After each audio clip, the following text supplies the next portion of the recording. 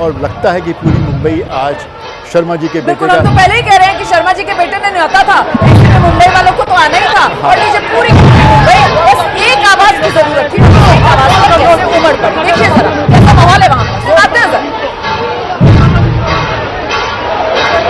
और ये देखिए कॉन्शस, ये देखिए आप किस तरह से कॉन्शस बजाए जा रहे हैं।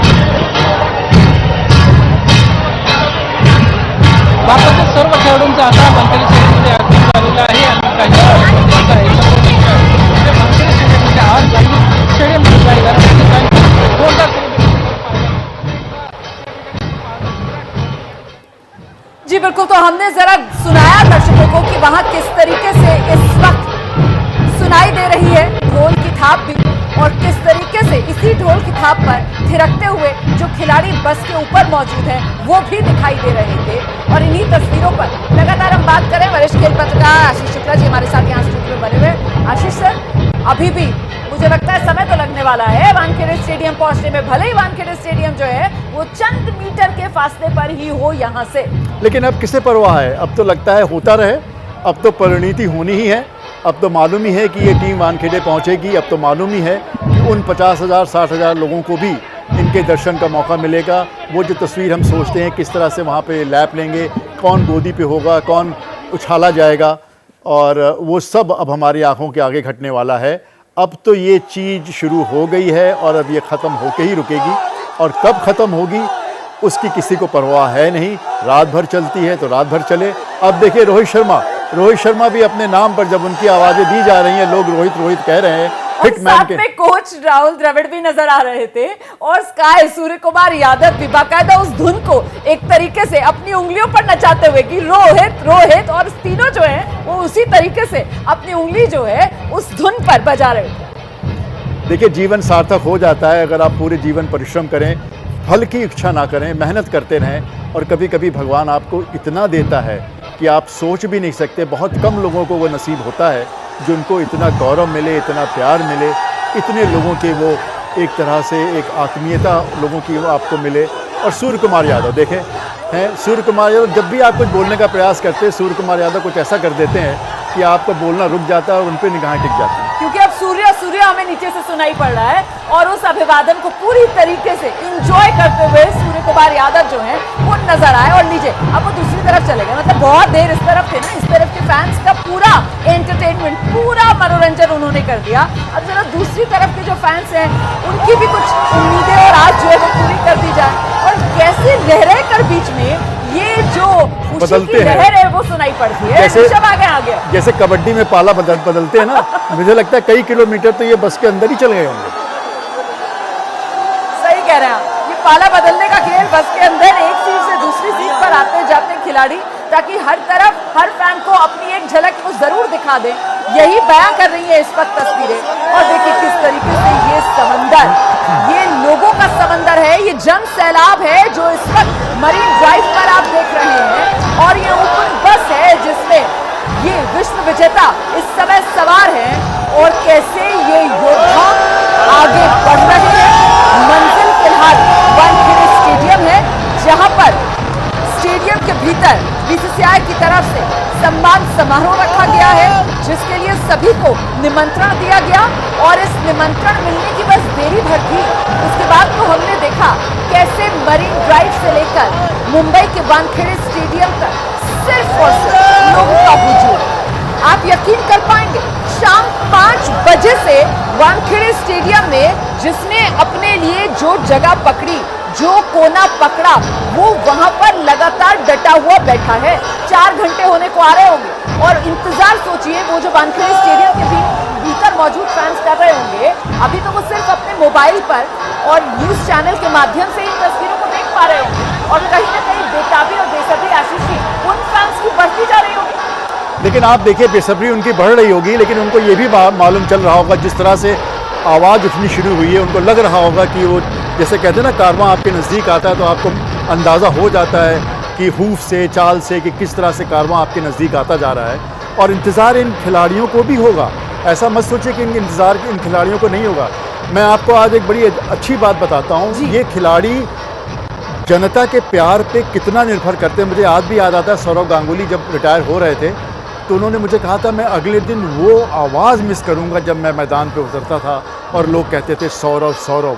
वो एक ऐसा नशा है खिलाड़ी के जीवन में कि जब आप उतरे मैदान में और हर कोई आपका नाम ले रहा है, वो है स्टारडम, वो है जिसे कहते हैं ना एक नायक बनने की एक सुप्रीम नायक बनने का जो मौका होता है, वो जब आप रिटायर हो जाते हैं वो आपको नहीं मिलता। तो इन खिलाड़ियों के लिए भी ये लम्हा दिल में संजोने वाला है। और देखिए ना कितना इंतजार इस लम्हे के लिए करना पड़ा और रोहित शर्मा के लिए खास इसलिए हो जाता है क्योंकि 2007 वाला T20 वर्ल्ड कप जब हमने जीता था तो उस टीम में युवा खिलाड़ी के तौर पर रोहित शर्मा, और अब 2024 में मतलब 17 साल का इंतजार T20 वर्ल्ड कप के लिए हमें करना पड़ा। जब ये वर्ल्ड कप हमने जीता तो इस बार एक अनुभवी प्लेयर, टीम को लीड करने वाले प्लेयर, कप्तान की भूमिका में रोहित शर्मा। इसीलिए हर खिलाड़ी के लिए कहीं ना कहीं ये जो वर्ल्ड कप है वो खास रहा होगा। आप देखिए किस तरीके से यहाँ पर विराट कोहली खड़े हुए नजर आ रहे हैं। विराट कोहली, उनके हाथ में इस वक्त ट्रॉफी। अच्छा आशीष सर, मुझे तो बड़ी हैरानी हो रही है इस ट्रॉफी को देखकर। अभी जब हमने देखा था रोहित शर्मा इस ट्रॉफी को साफ कर रहे थे, उसमें बिल्कुल ये चांदी की तरह चमचमाती हुई, और अब जब विराट कोहली के हाथ में है तो सोने की तरह झिलमिलाती हुई नजर आ रही है। मतलब जैसे जैसे फैंस जो है, क्योंकि सोना खुद भी है ना जिसने सोने को उठाया हुआ है, तो रिफ्लेक्शन है एक दूसरे का। क्योंकि विराट कोहली जैसे खिलाड़ी कहाँ होते हैं, ये एक जनरेशन में once in a generation cricketers हैं। और जैसे आने वाली जनरेशन अभी तक याद करती हैं सुनील गावस्कर को, कपिल देव को, सचिन तेंदुलकर को, महेंद्र सिंह धोनी को, वैसे ही ये खिलाड़ी एक तरह से इतिहास के पन्नों में नहीं जाएंगे, एक तरह से हिस्सा बन जाएंगे नेक्स्ट जनरेशन का, इंस्पिरेशन बन जाएंगे और ऑलरेडी हैं। अभी भी इसी टीम में ऐसे कई लोग हैं जो रोहित शर्मा और विराट कोहली को अपना आदर्श मानते हैं। उनके देखिए उनका खेल ही इम्पोर्टेंट नहीं होता, जो उनका आपका आचरण होता है, जिस तरह फैंस के साथ आप नम्रता से पेश आते हैं, एरोगेंस से पेश नहीं आते, आप ये जानते हैं कि इनकी वजह से ही आपको इतना मान सम्मान पैसा मिलता है। तो इतनी समझ होना, ह्यूमिलिटी होना, कहते हैं पावर करप्ट्स, लेकिन अगर ऐसी पावर ये खिलाड़ी में ही होता है कि पावर हजम कर सके और विनम्र रह सके और उसमें ह्यूमिलिटी हो और अपने को किसी से बड़ा ना समझे और हमेशा इस बात को महसूस करे कि इस मिट्टी ने, इस खेल ने ही मुझे सब कुछ दिया है, जो कुछ दिया है। इसी वजह से आपने जो बात कही है उसी से आगे जोड़ते हुए, इसी वजह से ये भारतीय क्रिकेट की जड़ें मजबूत करने का काम इस जश्न के जरिए किया जा रहा है। मतलब ये भी हो सकता था कि खिलाड़ी जो हैं वो सीधे बस में सवार होकर पहुंच जाते वानखेड़े स्टेडियम और वहां पर जो है उनका सम्मान कर दिया जाता, लेकिन नहीं, क्योंकि आपको घर घर तक, जन जन तक ये जो क्रिकेट से जुड़ाव है वो पहुंचाना है और ये आप आने वाली जनरेशंस के लिए वो जो क्रिकेट की जमीन है उसको और फर्टाइल करके, उसको और हरा भरा करके, उसको और उपजाऊ करके देना चाहते हैं। मतलब जितना खेल ने आपको दिया उसी तरीके से आप खेल को वापस देकर जाना चाहते हैं। देखिए आप सोचिए, कभी अगर कोई पूछ सकेगा तो रोहित शर्मा से ये पूछेगा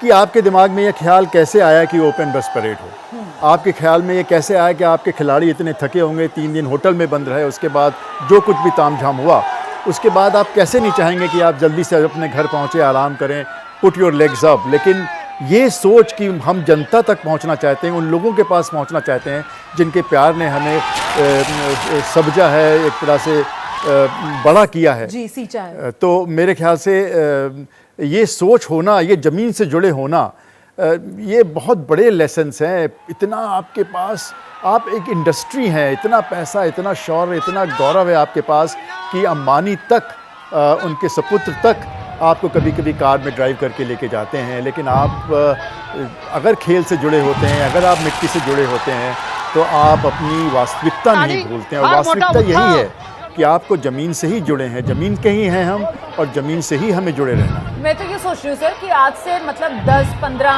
12 साल के बाद एक पूरी ऐसी जनरेशन हमें देखने के लिए मिलेगी क्रिकेटर्स की, जो ये बताएगी कि मैंने क्रिकेट कहाँ से खेलना शुरू किया, या मुझे कहाँ से लगा मैं भी टीम इंडिया के लिए कुछ बड़ा करूँगा और मैं भी भारत के लिए कब जीत कर लाऊंगा। कि वो जो T20 वर्ल्ड कप हुआ था, जब वो विश्व विजेता आए थे और मैंने वो मुंबई में देखा था उनको, किस तरीके का उनको प्रेम मिला था और कितना मतलब उनके लिए रिस्पेक्ट था, वहाँ से मुझे इंस्पिरेशन। तो सचिन तेंदुलकर तो कह ही चुके हैं हाँ। कि अगर 1983 इंडिया टीम वर्ल्ड कप ना जीतती तो उनमें क्रिकेटर बनने का वो उत्साह ही ना आता, वो जोश ही ना आता।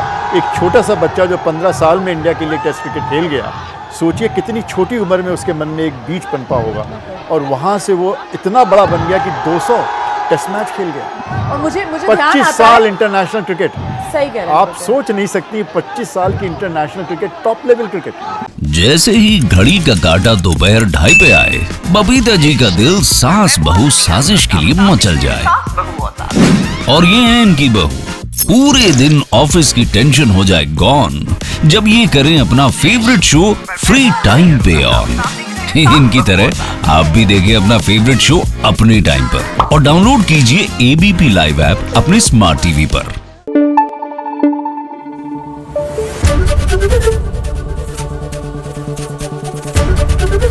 एबीपी न्यूज आपको रखे आगे।